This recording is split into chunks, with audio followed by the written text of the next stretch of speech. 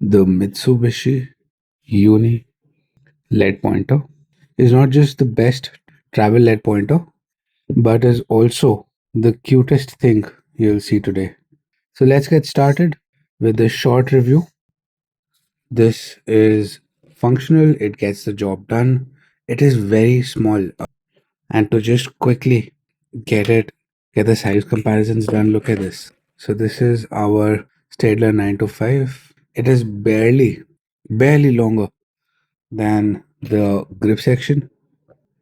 The Kohinoor pocket pencil looks huge in comparison. This is the Uni Pencil, just about the size of the grip section here. So this is really small. Images do not convey how tiny and elegant this is, which is what makes it very convenient for travel. You can just put it in your pencil case or even in your pocket, and it just does not intrude. While we have everything here, let's quickly do a sharpening test. Top mechanism is swivel.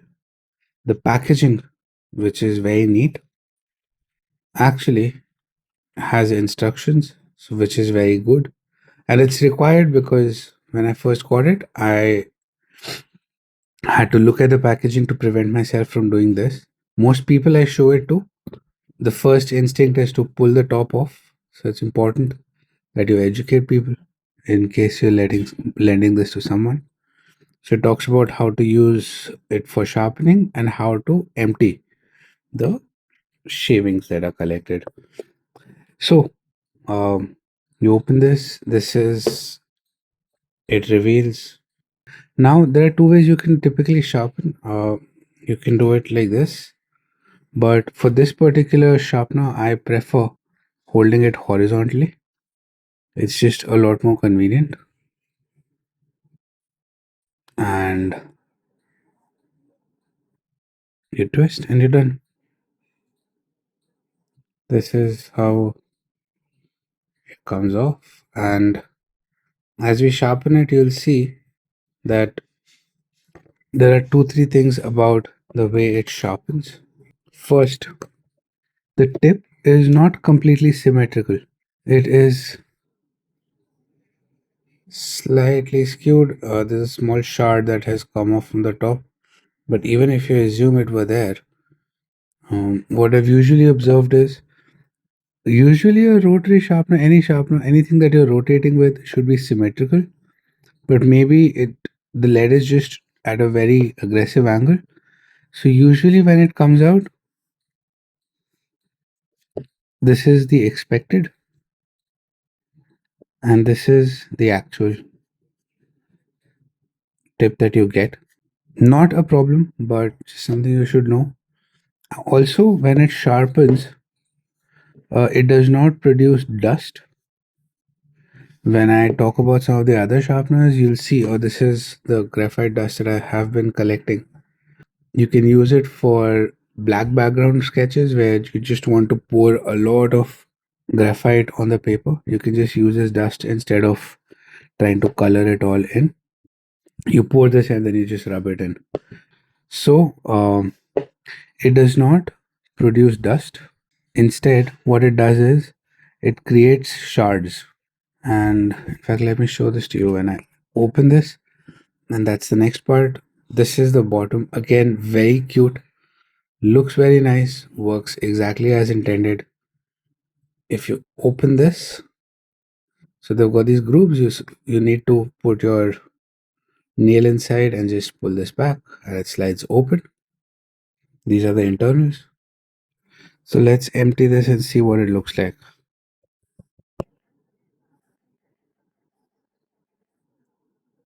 So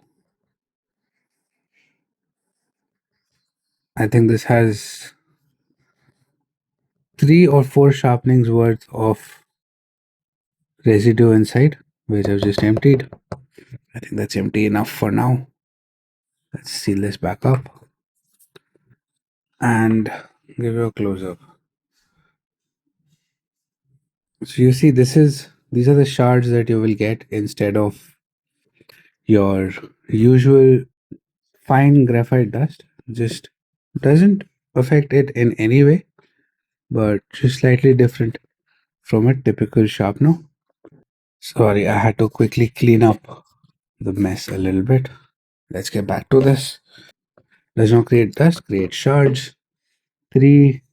There is no indicator of graphite shards. You don't know whether it is full or it has capacity. The challenge is at times I have tried sharpening with it and the lead refused to sharpen. And I was wondering what happened, and I realized that it was just full. So you have to empty it. It needs to be empty to work properly. Otherwise, the residue from the previous sharpenings can interfere with the working of the sharpener. While we're talking about this, another thing that you should know is the way it is constructed. In case while you're sharpening a lead, and as it happens sometimes, this time we got very close to it. If you see this, there's a big chip that is there on the very top of this. You see it here. Um, in case the tip breaks and gets stuck inside the sharpener, we do not know. I don't know how to do maintenance on this, how to dislodge it. If you guys know how that works, let me know. But as far as I know, this is a possible challenge. However, there are advantages for it being sealed like this, and it comes to why it is the best travel pointer. It has never leaked in my pocket or in the carry case. The top seals nicely. In fact, you'll see there's a small notch, and this is a detail which is very impressive. This notch, it acts like a locking mechanism. When it goes here, it just firmly clicks into place and works perfectly. So this is solid. The back is solid. The entire construction looks pretty good.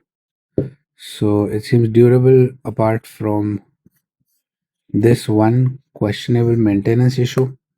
It works very well. About the sharpening quality, let's just do a test on this. I have a 2B lead inside this pencil. In fact, this is also a heads up on what to expect. I am currently testing this pencil and will be posting a review for this very soon. You'll see that the point is pretty sharp. The slight fracture on the lead does not impact the functioning in any way. And the tip is good. The tip, again, if we talk about the depth, I would say, and through these reviews, I will follow 3 levels of sharpening or 3 types of tips. So this I will call a shallow point. This I'll call a standard point, and this will be a long point. There are some sharpeners that go really shallow. This one is somewhere between the shallow and long point. I would like to call this standard. It's reasonably good, but I don't know. My gut says that it needed to be slightly longer for it to be in the standard zone. And for long point, what you'll typically need is something like a rotary sharpener. This review is coming up soon. Since I have this, let me just quickly do another size comparison with the other lead pointers and also give you a glimpse of what is coming up soon.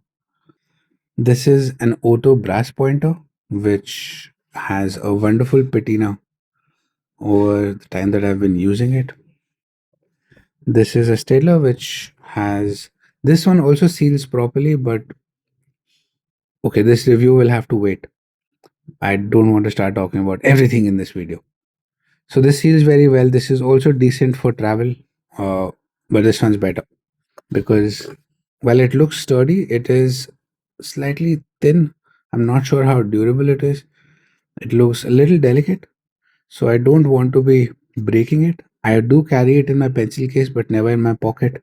This I have thrown around in my pocket. This is purely a table pointer because if you carry it with you, the dust, graphite dust or shards start leaking from here and make a mess of everything. So either you empty it out after every use, I think there's still some residue here. So either you empty this one out after every use, or you just leave it on your desk and empty it whenever you need to. This is how the internals look. This has two because I think it does two sizes, 2 mm and 3.2 mm. So it's compatible with two lead grades. So not lead grades, two lead sizes. And this one is the chunkiest of them all. This is like the 2 mm version of those pencil sharpeners. In fact, 1 second. In my mind, it is the pencil version of these sharpeners where the entire pencil used to go in and you could keep it on your desk. My long point reference is going to be this sharpener. Um, but this is not friendly for carrying unless you have a lot of space available. There is an other sharpener which is the KUM long point. This one is significantly bigger, but it's multi-purpose. So if you're traveling with a wooden pencil as well as a 2 mm lead pointer, this one wins. But if you're just, because this does both, it does a two-stage sharpening of wooden pencils. Very interesting. Depending on when you're watching this, you will have links to all of these in the description. Um, Once I've reviewed them, this is the first one I'm doing. So it might be a while by the time all the reviews get populated. Um, so this does both. It comes with an interesting hinge, and then you have again you have 2 mm, 3.2 mm, and a two-stage sharpening for this. But anyway, more on this later. This is a bit big, but if you have multiple pencils, this works. If you just have a 2 mm lead pointer, this wins. And we've looked at the quality of sharpening. Let's just give you an angle of the entire sharpened lead touching the paper. This is how wide the line is, and let's see how it corresponds to the. But this was a magnified image anyway. Does not matter. Let's come back. So to summarize, one, the lead point, the length is almost standard as we saw here, and the point is quite sharp, and efficiency or effectiveness, efficacy is good. It is convenient to use. Overall, to buy or not to buy, let's just round this up over here. The price point, I think it was around 5 or 6 euros, $5 or $6, 500, 600 Indian rupees when I bought it 2 years ago. That's also a testament to the durability. It's been in a pencil case continuously since I got it. It's not terribly scratched up, nothing's coming off, everything's holding together well. So it's most likely built to last. And to buy or not to buy, I think this is something that I can give an unqualified recommendation. Even if you're not traveling, it is a great sharpener just to have on your desk. Reminds you of the joy that small things can bring. And I personally have always enjoyed using it. So, a firm recommendation to buy. And that is all I have to say about that. Thank you very much. Oh, before we go, today's pen. This is a Waterman Expert with Waterman Serenity Blue ink. I think they have different names for this. There was another name for the same ink. They changed the name at some point. I forget which is the older name and which is the newer name. But this is the pen and the ink for today's video. The nib, if you see, this is not how a standard expert Waterman Expert nib looks. I have done a lot of tuning. This was one of my early tuning experiments. Got it wrong many times. Finally, every time I use this, I have an itch to make it slightly better. And the way things happen in fountain pen tuning, the pencil with the sharpener review is done. This is just me sharing a little quirk about pen tuning. Once you start tuning, it keeps getting better, keeps getting better. And the effort you put in. So this is the nib, how it feels, and this is the effort or the time that you put in. And then so you're tempted. You're if this is perfection, this is as good as you think it is going to get. You get close, and as you start approaching it, the whole thing comes crashing. I'd probably this is zero, this is good, and this is bad. It goes horrible, and then you have to start all over again. Sometimes the recovery is like this. Sometimes the recovery takes really long. Perfection is not something I've reached till now with this nib. It's been particularly tough to work with. I have worked off almost the entire iridium tip on this. Very little is left, so I have little to no scope of doing anything else on this pen. So let's give you some ASMR fountain pen. Anyway, I'm planning to talk about some of my pens as well.